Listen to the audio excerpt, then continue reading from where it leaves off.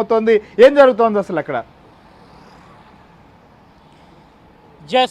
మొత్తానికి అయితే అరవింద్ కేజ్రీవాల్ నివాసం నుంచి దాదాపు 2 కిలోమీటర్ల మేర కూడా పెద్ద ఎత్తున కేంద్ర బలగాలు మోహరించారు. ర్యాపిడ్ యాక్షన్ ఫోర్స్ బృందాలు సైతం వచ్చాయి కేంద్ర బలగాలనే. మరోవైపు ఈడీ కార్యాలయానికి వెళ్ళే రూట్ అంతా కూడా తాజ్ మాన్సింగ్ హోటల్ నుంచి మొదలుకొని ఈడీ కార్యాలయం వెళ్ళే అన్ని రూట్లను కూడా ఎక్కడికక్కడ పోలీసులు తమ ఆధీనంలోకి తీసుకున్నారు. ఎలాంటి ఘటనలు హింసాత్మక ఘటనలు చోటు చేసుకోకుండా ఉండేందుకు భారీ కట్టుదిట్టమైన భద్రతా ఏర్పాట్లు చేశారు. మొత్తం కేజ్రీవాల్ని మరి కాసేపట్లో కూడా ఈడీ కార్యాలయానికి తీసుకొస్తారని తెలుసు. మొదట ఒక ప్రొసీజర్ ఉంటుంది. ఆయన నేరుగా గవర్నర్ నివాసానికి తీసుకెళ్లాల్సి ఉంటుంది. గవర్నర్ నివాసంలో ఒకవేళ అరెస్టు ఓకే చెప్తే మాత్రం ఖచ్చితంగా మొదట ఇంటిమేషన్ ఇవ్వాల్సి ఉంటుంది. ఇంట్లో వారి నుంచి ఒక సంతకం తీసుకుని అనంతరం నేరుగా గవర్నర్ కార్యాలయానికి తీసుకెళ్తారు. గవర్నర్తోనే ఆయన రాజీనామాను కూడా చేయించే అవకాశాలు చాలా స్పష్టంగా ఉన్నాయి. అనంతరమే ఈడీ తన కస్టడీలోకి తీసుకోబోతుంది. ఈడీ కార్యాలయం బయట కావచ్చు, ఈడీ కార్యాలయానికి వెళ్లే దారులన్నీ కూడా ఇప్పటికే భారీ భద్రత నడుమ కూడా కట్టుదిట్టమైన ఏర్పాట్లు చేశారు. మరోవైపు కేజ్రీవాల్ నివాసానికి పార్టీకి సంబంధించిన ఎమ్మెల్యేలు, ఎంపీలు, అదేవిధంగా మంత్రులు, అదేవిధంగా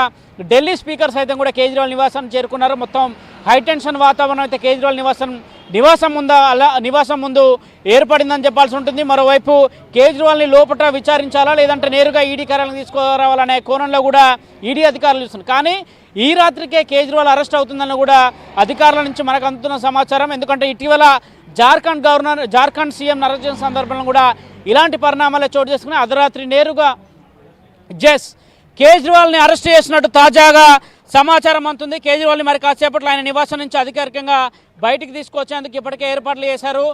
అటు ఈడీకి సంబంధించిన కాన్వాయ్ సైతం కూడా సిద్ధం చేశారు. ఈడీ అధికారులు నేరుగా రాజ్భవన్ తీసుకెళ్తారా లేదంటే అక్కడి నుంచి నేరుగా ఈడీ కేంద్ర కార్యాలయం తీసుకొస్తారనేది కూడా చూడాల్సి ఉంటుంది. మరోవైపు ఈడీ కార్యాలయం బయట పెద్ద ఎత్తున కూడా భారీ భద్రత ఏర్పాటు చేశారు. కేంద్ర బలగాలు సైతం కూడా ఈడీ కార్యాలయం ముందైతే లైవ్ లోనే ఉండండి. ఆప్ నేతలు కూడా ఢిల్లీ సీఎం కార్యాలయం నివాసం దగ్గర మాట్లాడుతున్నారు. ఇప్పుడు లైవ్ చూద్దాం. 2 साल में जब से इस केस का इन्वेस्टिगेशन चल रहा है, 2 साल में 1 रुपए की भी रिकवरी ना ईडी ना सीबीआई कर पाई है। 500 से ज्यादा अफसर इस केस में लगे हुए थे, 1000 से ज्यादा